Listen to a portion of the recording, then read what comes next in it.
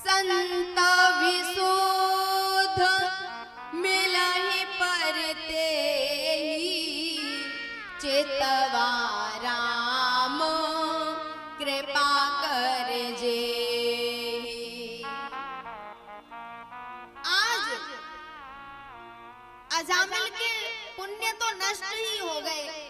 अब दुनिया का ऐसा कोई कुकर्म नहीं रहा जिसे अजामिल नहीं करता।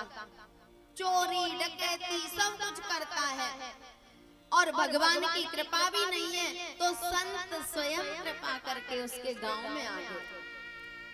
संतों की एक टोली उसके गांव में आई और बालकों से पूछा, बोले बेटा किसी भगत का घर यहाँ हो तो हम रात्रि में विश्राम करना चाहते हैं।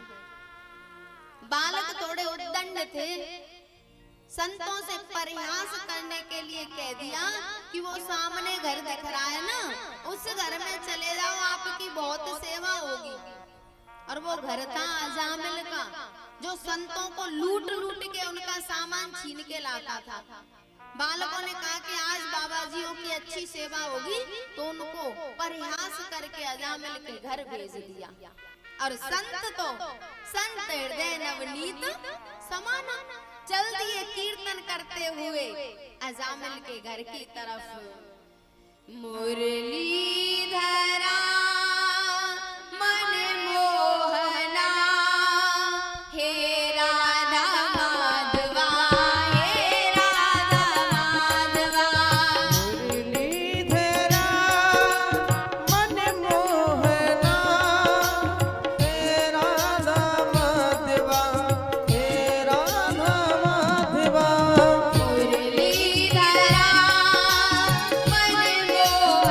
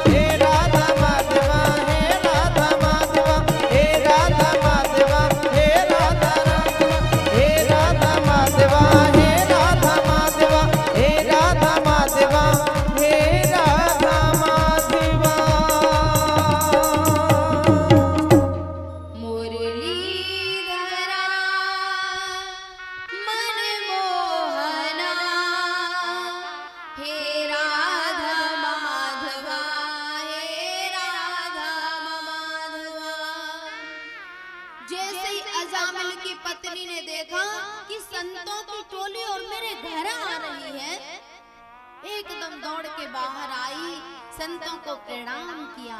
भगवान बड़ी कृपा की आज आप मेरे घर आए हैं। संतों ने कहा बेटा हम एक रात्रि तुम्हारे घर रुकना चाहते हैं। उसने कहा भगवान मैं तो आपके लिए प्रसाद भी नहीं बना सकती, आप कैसे रुकोगे? संतों ने कहा कोई बात नहीं, तुम तो हमें सूखा सामान दे दो, दाल आटा दे दो, हम अपने आप प्रसाद बना लेंगे।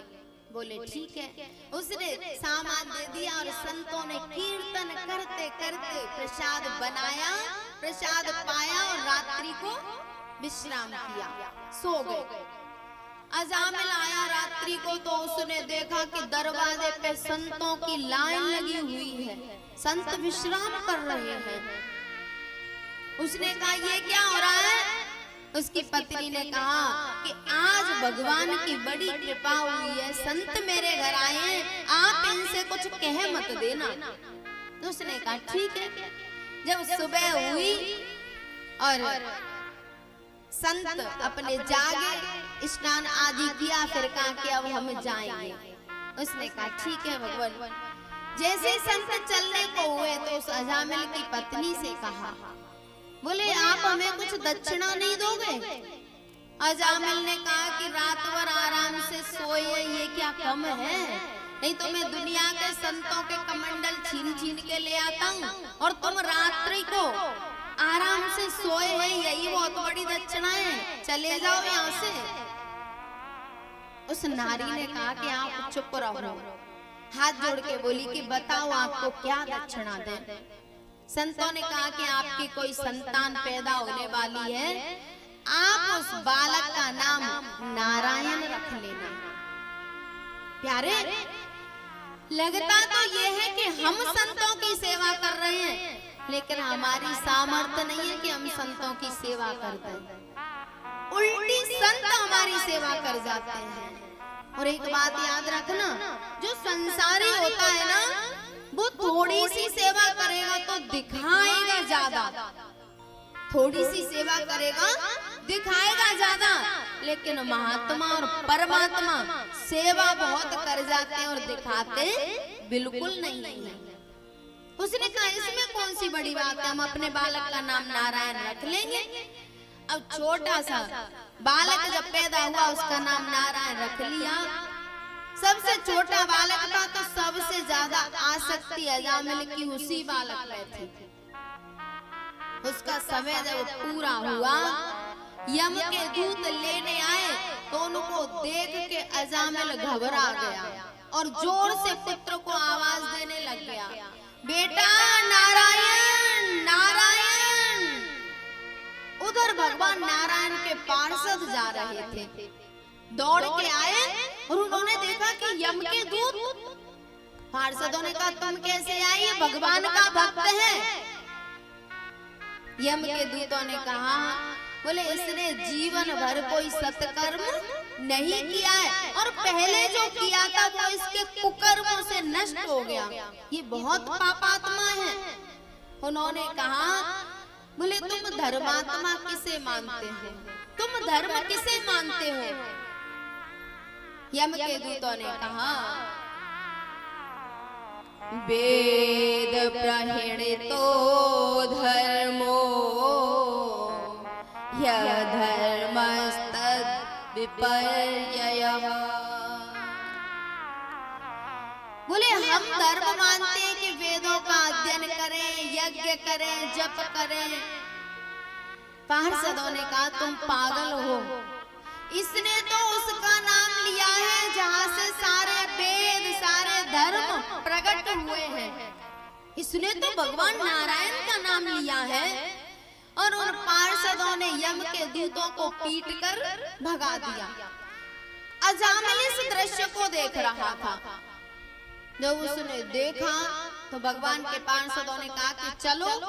उसने कहा भगवान मुझे थोड़ा सा समय दे दो, अब मैं सच्चे दिल से भजन करना चाहता हूँ। सही बात तो ये है कि मैंने भगवान का नाम नहीं लिया, मैं तो अपने पुत्र को बुला रहा था और उसका नाम लेने से आप मेरी रक्षा के लिए आ गए, तो अब मैं अपने कल्याण के लिए भजन करना चाहता हूँ। भगवान के पार्षद उसको छोड़ गए और अजामिल सीधा हरिद्वार में गया। वहां जाके उसने सच्चे मन से, एकाग्र मन से भगवान का भजन किया और उसका कल्याण हो गया। भैया, जाने अनजाने में कैसे भी भगवान का नाम ले लें, उससे भी पुण्य मिलता है। भाई को भाई अनक आलस हो, नाम जपत मंगल दिस दसहु। तभी तो हमारे बूढ़े बड़े अपने बच्चों के नाम भगवान के नाम पर रखते थे कि कम से कम बालक के नाम के बहाने भगवान का नाम लेते रहेंगे। लेकिन अब तो ऐसे ऐसे नाम रखे जाते हैं जिनका कुछ मतलब ही नहीं है। ऐसे ऐसे नाम रख देते हैं जिनका कोई अर्थ ही नहीं निकलता। भैयाओ, जो बूढ़े बड़े नाम रखते थे वो भगवान के नाम पर, क्योंकि उन्होंने अजामिल की कथा सुनी थी कि एक नारायण नाम लेने से अजामिल का उद्धार हो गया, तो हमारा भी उद्धार हो जाएगा।